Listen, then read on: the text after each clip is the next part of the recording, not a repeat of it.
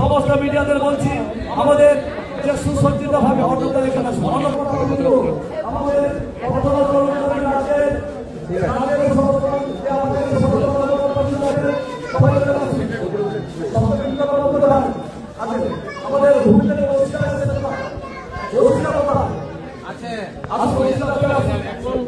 করেন সেই ব্রাহ্মণ সম্প্রদায়ের মানুষ। ব্রাহ্মণ মানে ব্রহ্ম থেকে নাম হচ্ছে ব্রাহ্মণ।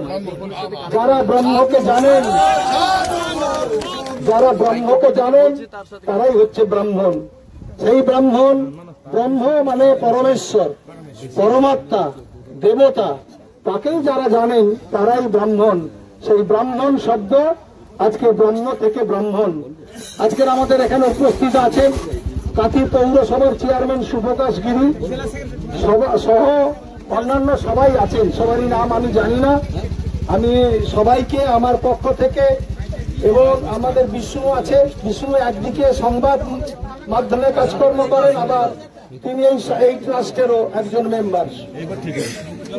আপনারা সবাই আবার ফিরে যাবেন উজান গেস্ট হাউসে, সেখানে আপনাদের সম্মেলনে আপনারা আলোচনা করবেন।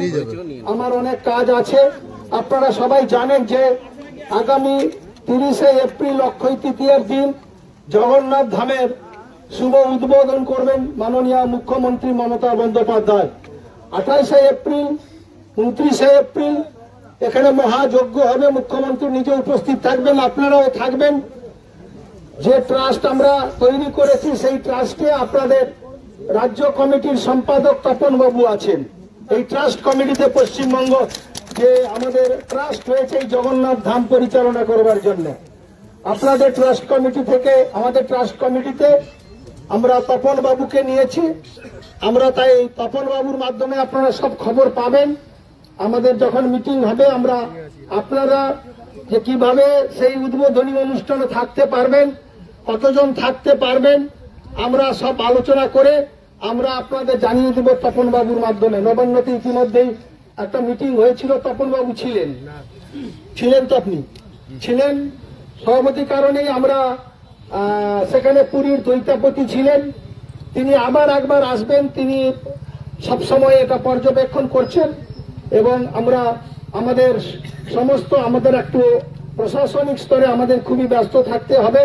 এখানে হাজার হাজার মানুষ আসবেন উদ্বোধনের দিন, তাদের নিরাপত্তা, তাদের রক্ষণাবেক্ষণ, তাদের থাকা, গাড়ি টাড়ি কোথায় হবে সবকিছু রাখার ব্যবস্থা প্রশাসন খুবই আমাদের উপর চাপ আছে।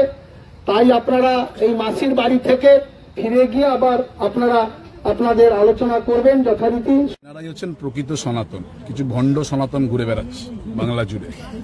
তারা নিজেদের স্বার্থকে চরিতার্থ করার জন্য, গদির জন্য, চেয়ারের জন্য সনাতন সেজেছেন, দিয়ে এখন প্রকৃত হিন্দুদের অপমান করছেন।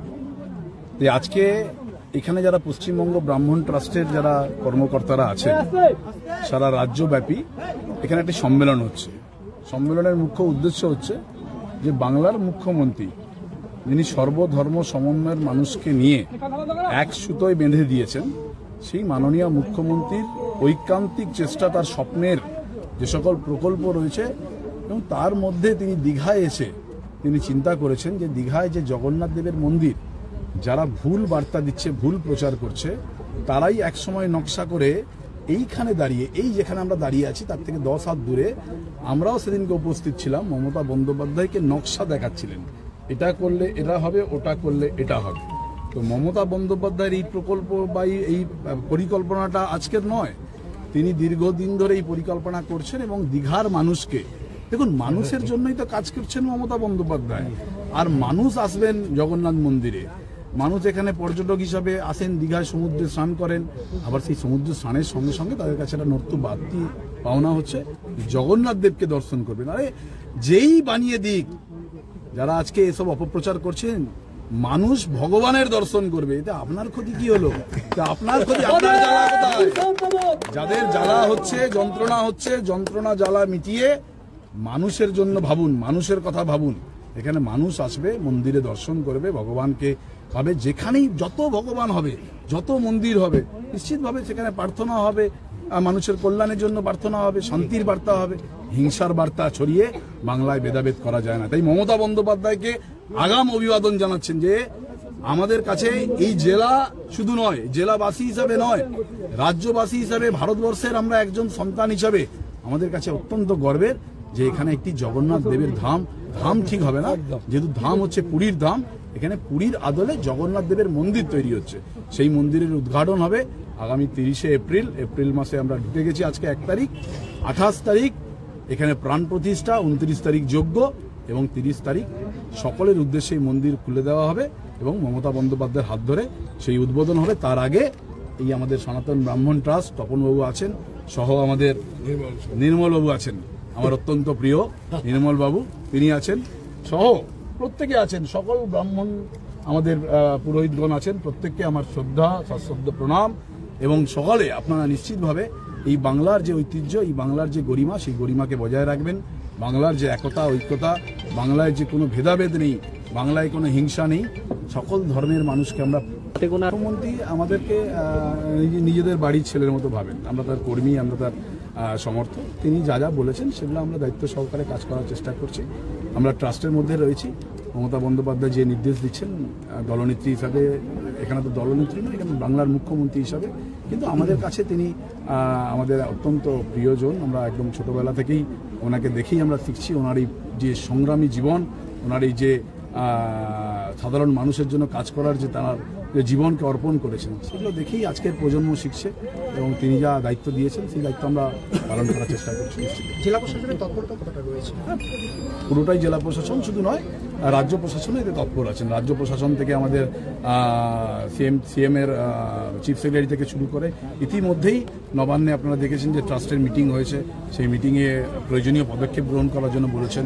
আগামী আরও হয়তো মমতা বন্দ্যোপাধ্যায় বাইরে ছিলেন, তিনি ফিরে এসেছেন 2-4 দিনের মধ্যে, তিনি আবারও জগন্নাথ মন্দির নিয়ে কোনো বার্তা দেবেন, কোনো আমাদেরকে নির্দেশ দেবেন কি করতে হবে। 10-15 দিন আগে থেকে বাড়তি তৎপরতা থাকবে, সকালে আমরা থাকবো। পৌরসভা থেকে